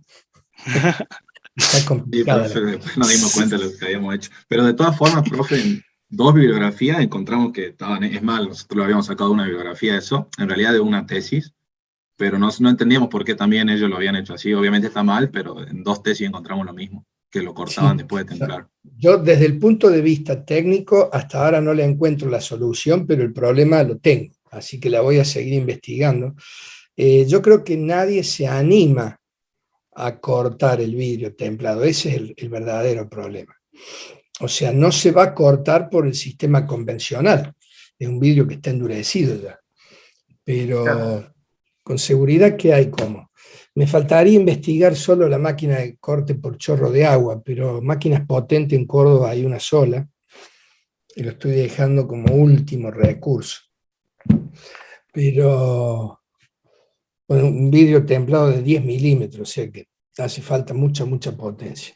Bien, muy bueno el trabajo. ¿Preguntas de algunos de los estudiantes que han participado? ¿Alguna inquietud? Bueno, han podido ver, las variables son bien parecidas a las que tenemos en la industria extractiva o en la industria de la metalización ya de tratamiento de minerales para metalizar. Temperaturas, concentraciones. Ahí presentaron un nombre raro que yo quisiera saber si ustedes pueden explicar de qué se trata. Es un fundente, ¿no? Pero, ¿qué componente es? La soda hash, profe, dice. Exacto. Es el carbonato de sodio. Exactamente. Y lo que buscamos ahí es el óxido de sodio, que bueno, que le da reduce la temperatura de fusión y hace que Por sea más eso es manejable que la mezcla. se dice que es un fundente, baja la temperatura de fusión y hace más líquida la escoria que se pueda formar, porque algunas imperfecciones en la parte del amasado y la fusión siempre se juntan, entonces eso ayuda a que flote arriba del vidrio y se la pueda retirar antes de mandar al vidrio a flotar, ¿no? Bien. Se usa también mucho, profe, para todo lo que sea jabones y detergentes, ¿o no? ¿Puede ser? El hash, sí. Sí, sí, sí. Sí, sí. Bien, ok, perfecto. Voy a esperar al otro grupo y después defino la nota. Bueno, profe, muchas gracias. Bien para Muchas ustedes. ¿Quién Muchas sigue? gracias, profe. Esperamos acá. Nosotros, profe, grupo Dale. 17, soporte de patentes. ¿Me puede poner de anfitriona? ¿Confitriona? Estoy en eso. Para. Ahora te me fuiste. Volvé a hablar. Ahí estoy. Ahora, Mariana Ceballos. Sí, sí, no, pero el problema es que estabas ahí y de repente me saltaste a la otra punta. A ser coanfitrión, ya está. Perfecto.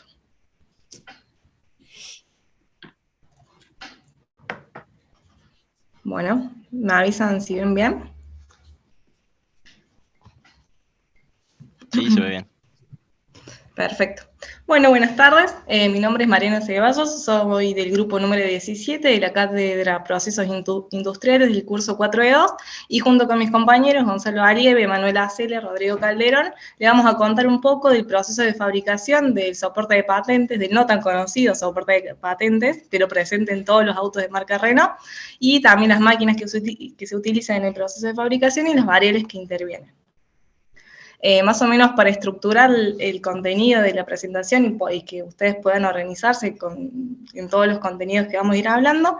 En un primer momento vamos a hacer una presentación breve de la empresa, ubicación y a qué se dedica, la descripción y usos del producto que elegimos para realizar el análisis.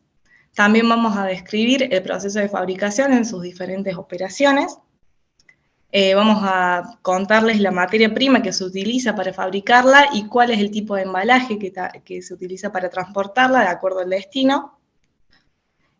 Flujogramas tanto de materia prima como de proceso productivo para que puedan ubicarse dentro de lo que es la empresa, cómo recorre la materia prima a medida que se va transformando hasta llegar al producto terminado.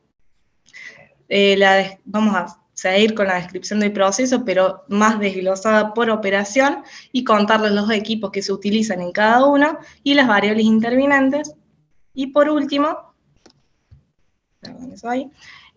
vamos a hablarles sobre las consideraciones ambientales y los tratamientos de residuos que se hacen en la empresa.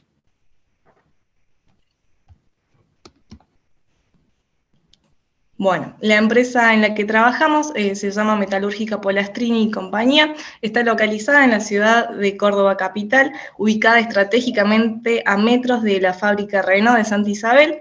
La empresa inició sus actividades en el mercado a principios de la década de los 80, fabricando autopartes, matrices y dispositivos para la industria automotriz.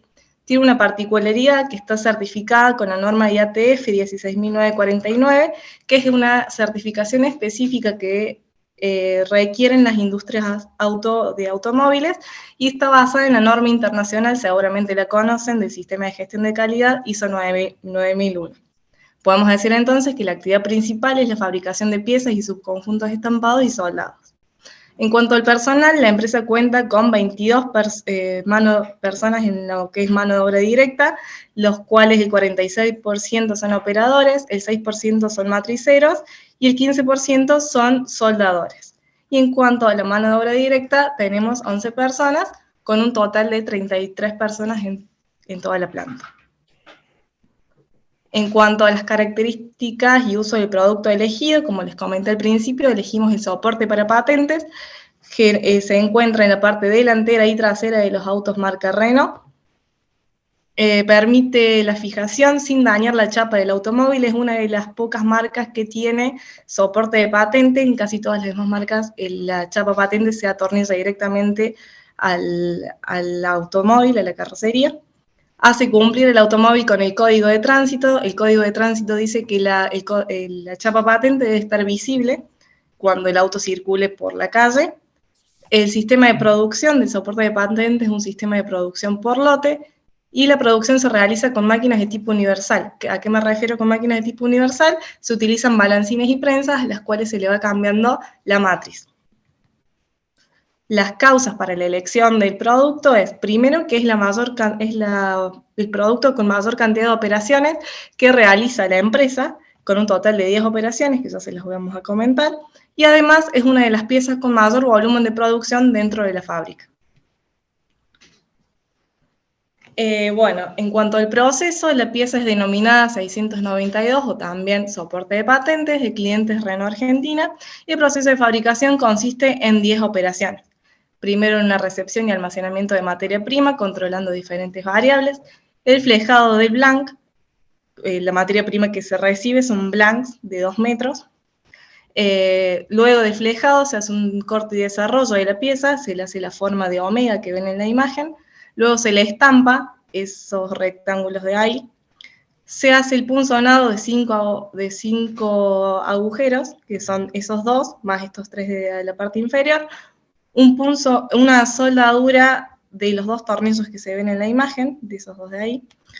Un pintado, que es un proceso tercerizado, la pieza se embala, se envía a un proveedor de afuera y vuelve la pieza ya pintada de color negro. Cuando vuelve la pieza se le hace un control de calidad de adherencia de la pintura, para finalmente se le colocan las tuercas y topes de goma para embalarlo y enviarlo a su destino.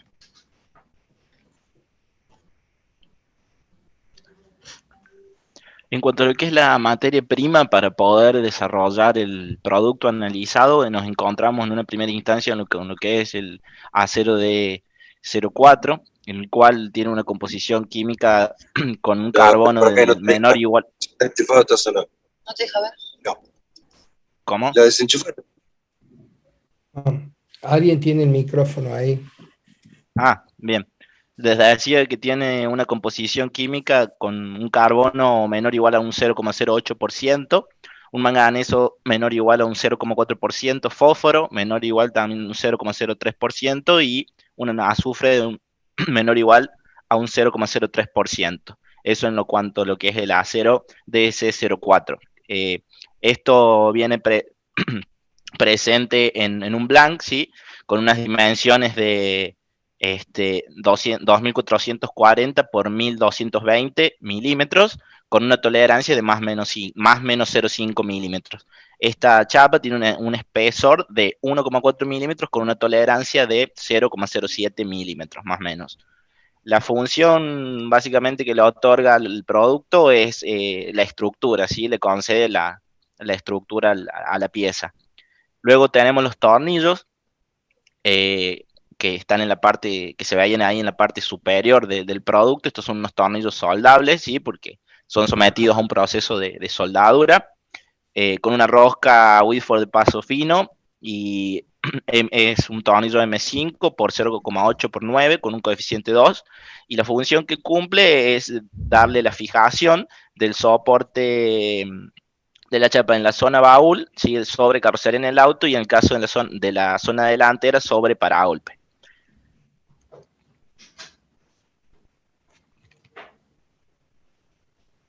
Tenemos también dentro de lo que es la materia prima las tuercas, ¿sí? Que son unas tuercas de tipo hexagonal, también Whitford con de paso fino, M5, justamente coincide con los tornillos que mencionábamos anteriormente, con también coeficiente 2. Y la función que cumplen las mismas es la de asegurar y ajustar la posición de los tornillos sobre el rodado, ¿no? Y para continuar, visualizamos en la siguiente imagen los topes, son unos topes de goma negros, en los cuales los mismos también tienen una medida M5 por el 0,8 y su función es evitar que el sonido, ¿sí? Evitar sonido producto por las vibraciones, ¿no? Durante el movimiento del vehículo, mientras transita en la calle, y también sobre todo, ¿no? El posible roce del soporte de la patente con la chapa del vehículo, previniendo que el mismo raye la pintura de la carrocería. Una vez que la pieza fue desarrollada, ¿sí? Tenemos dos tipos de embalajes, uno que es para clientes locales, que son estos contenedores plásticos que visualizamos en la imagen, ¿sí? Los mismos se modulan por 60 piezas y bueno, tienen la característica de ser estos contenedores plásticos porque o sea, los mismos son retornables, ¿sí? Y pueden, como son enviados hacia Renault Argentina, veíamos al principio la distancia entre las dos plantas, son recuperados y de esta manera se evita el gasto y el consumo de cartón en embalaje. Para el caso de lo que son clientes internacionales, que en este caso sería Renault Brasil, los mismos son enviados en cajas de cartón debido a que no existe la posibilidad que sean recuperados, o sea, existe la posibilidad, pero no es viable económicamente recuperar los contenedores plásticos, entonces son enviados en embalajes de cartón.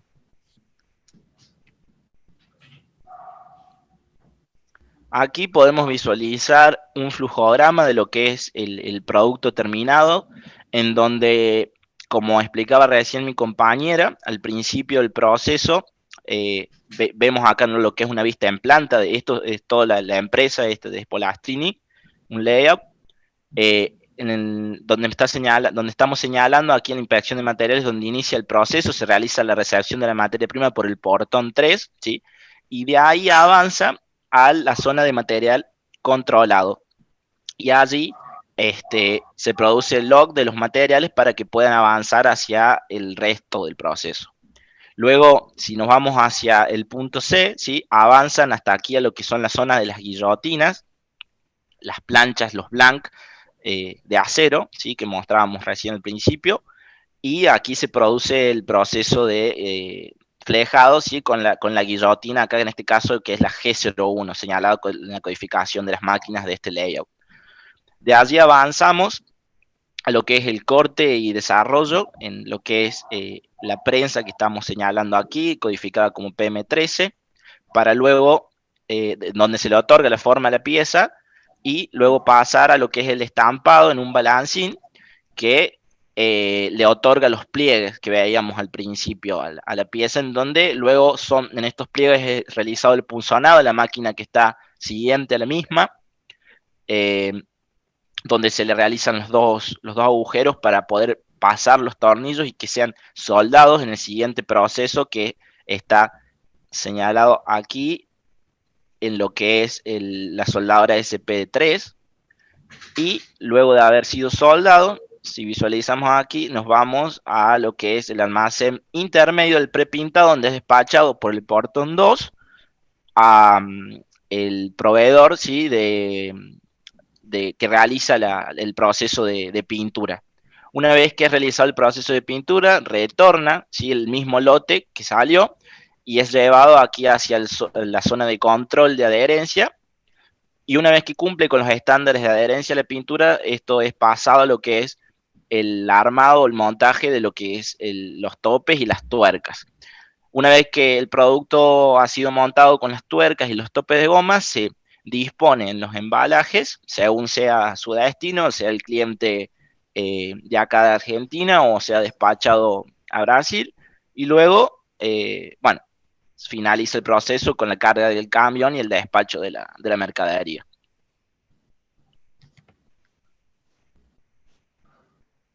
Aquí también tenemos el mismo layout de la planta, solamente que visualizamos lo que es el flujograma de la materia prima, ¿sí? En donde Aquí tenemos en una primera instancia, en el primer lugar, las tuercas y los topes, o sea, todo ingresa por portón 3 y una vez que es controlado, lo que son tuercas y tope de gomas va a la zona de armado y montaje, donde se realiza el proceso.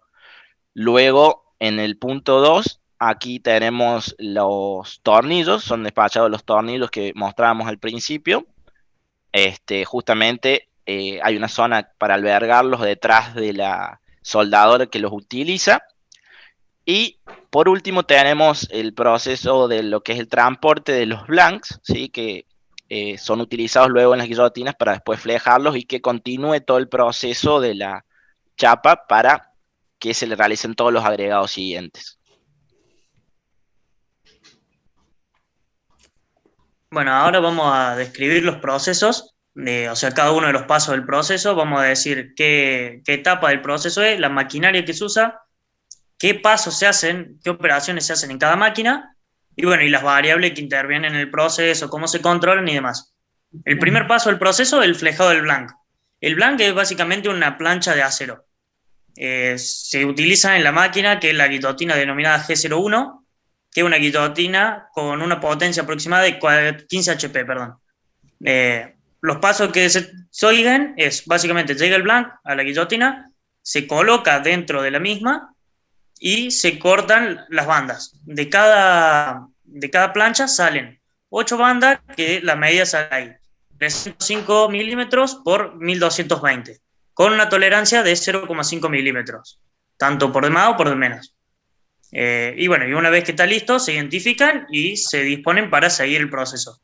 Bueno, las variables que intervienen en la máquina esta son el ángulo de inclinación de la cuchilla, la velocidad de corte, el filo de la cuchilla y el avance del blank. Básicamente estas variables, o sea, tanto el ángulo, la velocidad, se controlan a través de los comandos de la máquina. El filo de la cuchilla se controla visualmente, lo controla el operario que maneja la máquina, y lo hace viendo cómo se hace el corte. Si el corte deja mucha rebaba, quiere decir que el filo de la guillotina es bajo y bueno, hay que hacerle mantenimiento. Y bueno, y el avance del blank también lo va controlando por el mismo comando de la máquina. Si alguna de estas variables no está bajo control, volvemos un ratito al otro. Si alguna de estas variables no está bajo control, por ejemplo, si el filo es insuficiente o el ángulo es malo, cuando se hace el corte se puede ver o que se dobla la chapa o que se deja mucha rebaba. Eso quiere decir, bueno, que hay que hacerle mantenimiento a la máquina o hay alguna de las variables que hay que corregir.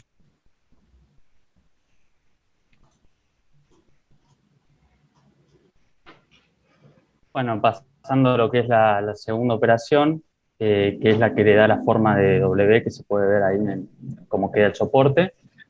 Contamos con la prensa de corte, con la codificación PM13 de unas 125 toneladas y una potencia de 15 HP aproximadamente. Los pasos que sigue, bueno, es tomar el fleje del proceso que explicó mi compañero, lo controla visualmente, que esté más o menos de manera visual lo controla que esté bien, y lo posiciona en la matriz, o sea, en la matriz de la máquina, verificando lo que coincida con los topes, ¿no? Y bueno, realiza el primer golpe con el pedal y continúa pasando la banda hasta terminar el fleje. Luego verifica que no tenga demasiada rebaba y bueno, por último lo identifica con una tarjeta blanca y lo lleva al sector correspondiente, que en este caso es de Renault. Después, pasando a las variables, tenemos la velocidad de corte, que eso, la forma de que lo controlan los operarios es con el panel de control de la misma máquina. Esto, si sale mal, bueno, ocasiona las medidas fuera de tolerancia. Después, el filo de la matriz es otra variable importante, que esto también genera una rebaba excesiva, fisuras o marcas. Y, por último, la alineación, que eso se hace, como expliqué, de manera visual, de manera que coincida con los topes, controlando los apoyos, básicamente. Después, bueno, pasamos a la tercera operación, que es el estampado, que se hace con con un balancín codificado como B10 de 35 toneladas y 5 HP. Bueno, como en el paso anterior, se toma el material de la operación anterior, también se verifica visualmente, se posiciona prácticamente de la misma forma, respetando la alineación y los topes. Y se acciona ¿cómo se llama? Con el pedal, ¿no? Se retira y se verifica el estampado. No lo expliqué, creo que el estampado lo que hace le da el pliegue, eso me faltó decir. O sea, el corte le da, saca del fleje, le da la forma de W y luego los pequeños dos pliegues que tiene ahí. Después, bueno, como variable tenemos la velocidad de corte, la velocidad de corte tenemos y lo que es fuerza y distancia de carrera lo podemos medir lo miden los operarios con el panel de control de la máquina. La altura de separación entre la matriz y el material, y bueno, la fuerza y el tiempo que queda presionado, básicamente. Alguno de estos inconvenientes, de que se ocasiona un inconveniente en una de estas variables, se ocasiona, bueno, diferentes profundidades del pliegue, una rotura y automáticamente se tiene que descartar el material. Después tenemos el punzonado, también con otro balancín, B05, en este caso, de 60 toneladas y 5,5 HP de potencia. Se toma el material también, se controla el estado, como expliqué anteriormente, se posiciona con los topes también y se acciona el pedal. Se retira y se verifica el punzonado según el croquis de control que cuentan los operarios, y también se identifica como ya mencioné anteriormente.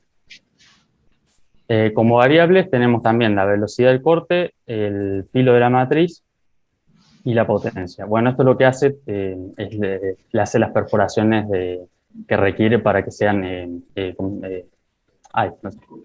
ajustados en el vehículo, ¿no? Y bueno, la potencia también volvió un segundo. La potencia y velocidad también se controlan en el panel de control. Y bueno, me quedó una aclaración más, que era que los operarios, para evitar posibles accidentes de meter la mano dentro de la máquina, tanto en el estampado o en el punzonado, lo que hacen es con una varilla de un imán, lo agarran el omega de la W y la posicionan de manera correcta, para evitar meter la mano dentro de la máquina. Ahora sí. Bueno, una vez que tenemos los orificios hechos, que serán 5, son 3 que están en la parte inferior, que son para atornillar la patente después, y los 2 superiores es donde le vamos a soldar los tornillos que nombraba Rodrigo antes, que son tornillos soldables, y bueno, ya le había dado las características. Esto se hace a través de soldadura por punto. La máquina es una soldadura Project, con una potencia de 70 kVA y unos 75 HP. Bueno, los pasos es verificar los parámetros de la máquina, de la soldadora, que lleva la hoja de operaciones, le indica al operario el voltaje, el amperaje y demás parámetros a establecer. Luego se toma el material que vino de la operación anterior, que era el perforado, el que le hicimos. Una vez que eso se posiciona sobre esta omega, se posiciona sobre el electrodo inferior de la máquina. En la foto superior se puede ver la máquina, se apoya ahí la pieza y se toma el tornillo. Entonces se pone el tornillo, se pone la omega y todo eso va apoyado sobre el electrodo inferior. Bueno, ahí se realiza el proceso de soldadura, que consiste en que baja el otro electrodo y le aplica presión entre el tornillo y el omega, y bueno, ahí hace un arco eléctrico, calienta el material y hace la soldadura. No lleva ningún aporte este proceso. Y bueno, una vez que está hecho, si la soldadura fue correcta, se identifica con la tarjeta, y al igual que en los otros pasos, se lleva al sector de piezas en proceso, bueno, en este caso de Renault. Las variables que intervienen acá son el voltaje y el amperaje de la máquina. Básicamente esta potencia, el amperaje, todo esto, define la penetración de la soldadura en el material base. Si el voltaje y el amperaje son bajos, la penetración también va a ser baja y no se va a llegar a soldar correctamente. Pero si nos pasamos de voltaje y amperaje, va a crearse como una zona, la zona afectada por el calor va a ser amplia y bueno, y o sea, baja la resistencia del material y lo puede ocasionar algún daño, rotura con el uso. Bueno, otra es la presión inicial del cabezal. La presión del cabezal es cuando dijimos que bajaba el otro electrodo para empezar a hacer la soldadura y apretaba el tornillo y el omega. Si la presión es baja, la soldadura no va a ser correcta, no van a alcanzar a pegar bien. Y si la presión es demasiado alta, como que, para explicarlo de manera fácil, se va como a aplastar la soldadura y se va a reducir la sección y entonces, bueno, se crea un punto débil. Otro punto que es muy clave en todo lo que es soldadura es la limpieza superficial, que es lo primero que hay que controlar antes de soldar, porque si se tiene óxidos, aceites o alguna impureza, dificulta la creación del arco eléctrico y bueno, si no podemos crear el arco eléctrico no se va a soldar o se va a soldar de manera eficiente. Por último, dijimos que bajaba y apretaba el material. Si este tiempo que está apretando el material la máquina es bajo, no se va a llegar a soldar correctamente y va a crearse una soldadura defectuosa. Y si es muy alto, al igual que con el amperaje y el voltaje, vamos a crear una zona afectada por el calor más amplia de lo necesario. Y bueno, y por último, la velocidad, bueno, de calentamiento, que también tiene que ver con el voltaje y el amperaje, y la velocidad de enfriamiento. La velocidad de enfriamiento tiene que ser, se hace a temperatura ambiente, pero por ahí se debe evitar que haya ciertas corrientes de aire que sean muy frías y obviamente echarle agua o algún líquido que lo enfríe más rápido para que el material no se endurezca demasiado, ya que si lo endurecemos rápidamente, si lo enfriamos rápidamente, perdón, se endurece de más y puede romperse con el uso.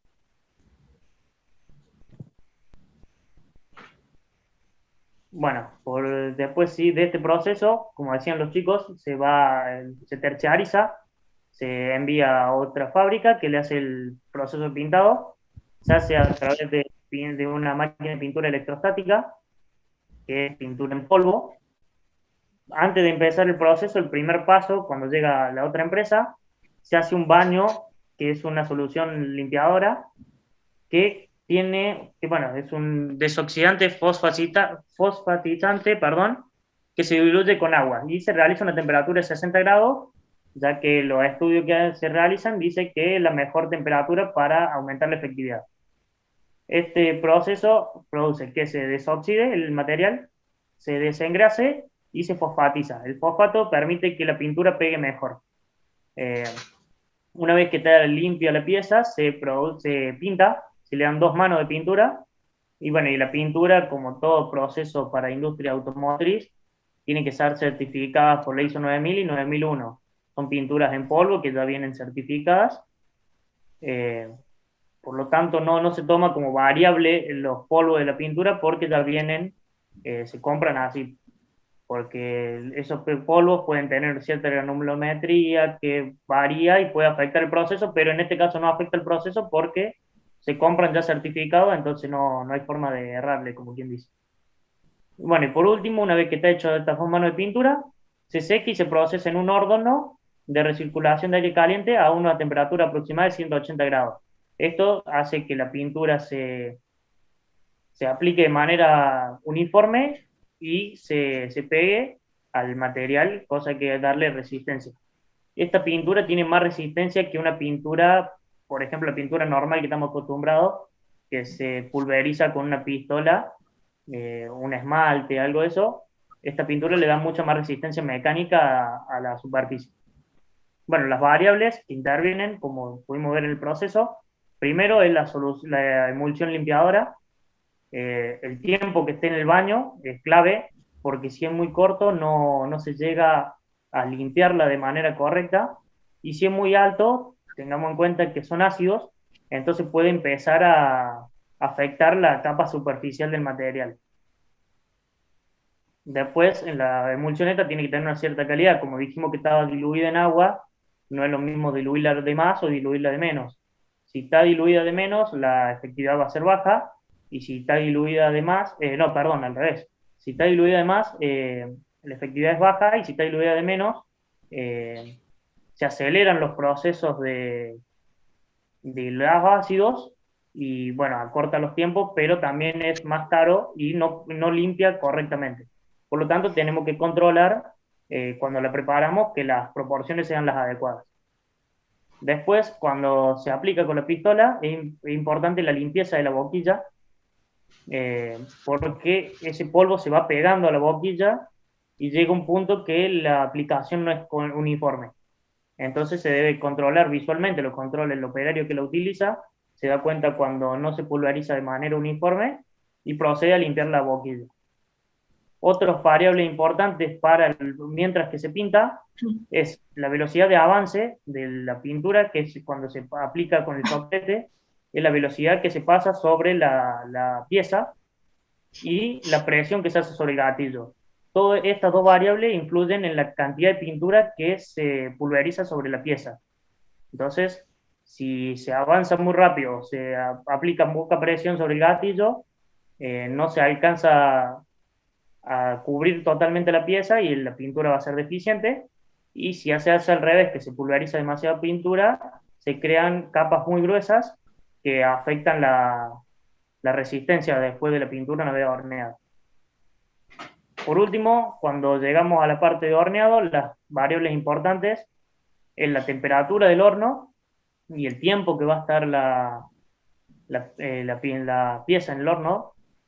Estas variables, si la temperatura es baja, la pintura no se va a llegar a distribuir y no se va a realizar el proceso de manera adecuada. Y bueno, al igual que con el tiempo, si por más que esté la temperatura correcta el horno, si lo sacamos muy rápido, no se va a realizar correctamente el proceso. Y si la temperatura es elevada o el tiempo es elevado, se puede quemar la pintura y también afecta la resistencia y la calidad de la terminación. Bueno, y después por último viene el tiempo de secado.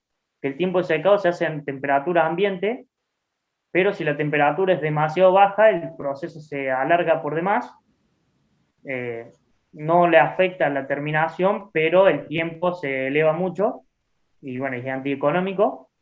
Y si el tiempo y la temperatura es demasiado elevada, la pintura se seca muy rápido y se puede resquebrajar o afectarla en algún punto de la pintura. Por eso es importante hacerlo en torno a los 25, 30 grados, no más de eso, ni menos de 10 grados. Bueno, una vez que vuelve el omega del proceso de pintura, pasamos al último proceso, que es el armado de todo el conjunto, que esto, bueno, es un proceso manual, bueno, mediante un taladro, el cual está fijo, y el operario lo que tiene que hacer es colocar las dos tuercas y enroscar hasta lo que más dé el tornillo de torque. Después de eso, una vez que coloca las tuercas, le coloca el tope de goma utilizando una pinza, como ven ahí, y controla que no queden flojas, que eso es fundamental, ¿no?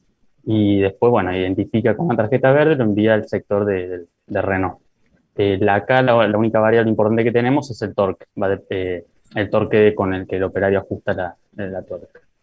Y bueno, ahí quedaría listo el soporte.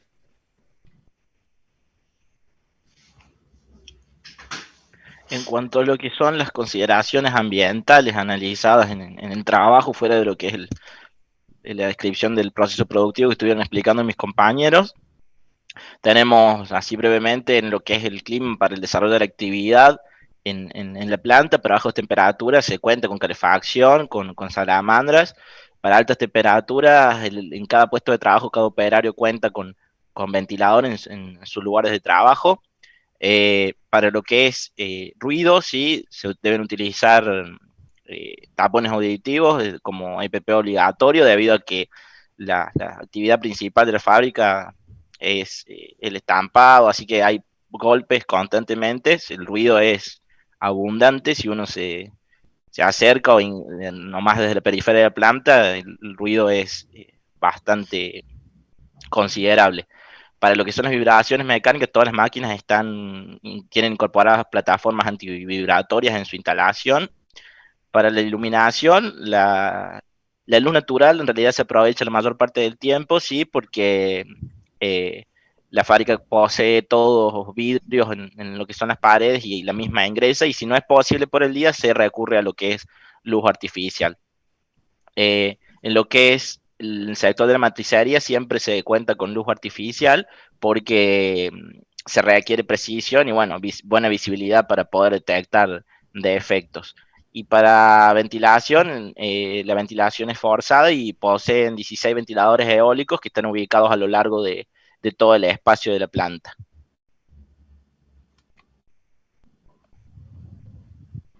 Bueno, en cuanto al tratamiento de residuos que hace Polastrini en su empresa, el nivel de scrap que manejan es mínimo y dentro de los parámetros normales. Estamos hablando de entre un 0,2% y un 0,7% sobre el total de producción de soporte de patentes.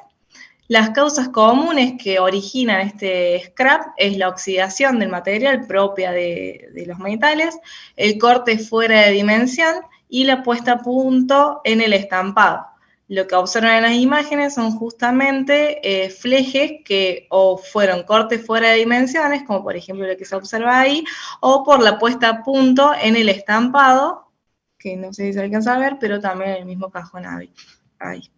Y la disposición final de este scrap, la fábrica lo vende para la fabricación de arandelas, es decir, que se recupera casi al 100%. No sé si tienen alguna pregunta. Tenemos un video breve para que más o menos se visualicen el proceso. Preséntenlo, mientras tanto van juntando ganas de preguntar los compañeros. Bueno, no tiene sonido igual, se los voy a ir adelantando más o menos para contarles. Podéis ir contando vos. Exacto. Bueno, eso es el estampado, ese es el fleje, el operador acciona con una pedalera que no se alcanza a ver muy bien ahí abajo, y va cortando las piezas que caen abajo.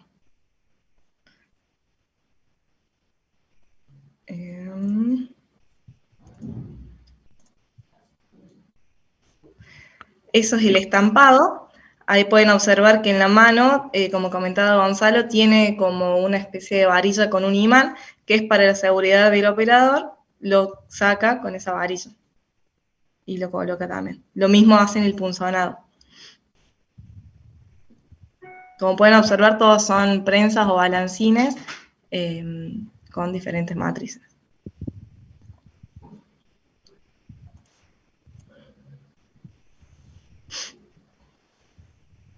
Ayer en el proceso anterior se podía visualizar cómo iba avanzando el fleje, iban quedando de forma eso que se veía de scrap, que bueno, es donde generalmente se produce la mayoría de los errores cuando se van poniendo puesta a punto para poder optimizar el blank, ¿no? Y tratar de sacar la mayor parte utilizar la mayor parte de chapa y no desperdiciar nada.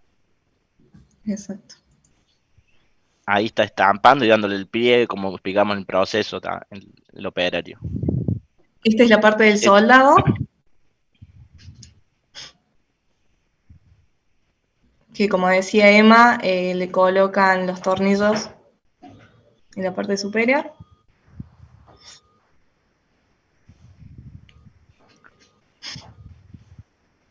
Allí pueden ver las dos mesas de trabajo del almacén intermedio, en donde va tomando ya una pieza. Recordemos que es una fabricación por lote, ¿no? Y bueno, a medida que se van cumpliendo los lotes, en cada operación va avanzando hacia el siguiente proceso. Fíjense, acá tiene una facilidad para poder albergar los tornillos, ¿sí? Y va tomando de a dos, colocándolos en el soporte y allí en un solo golpe hace la soldadura de los dos.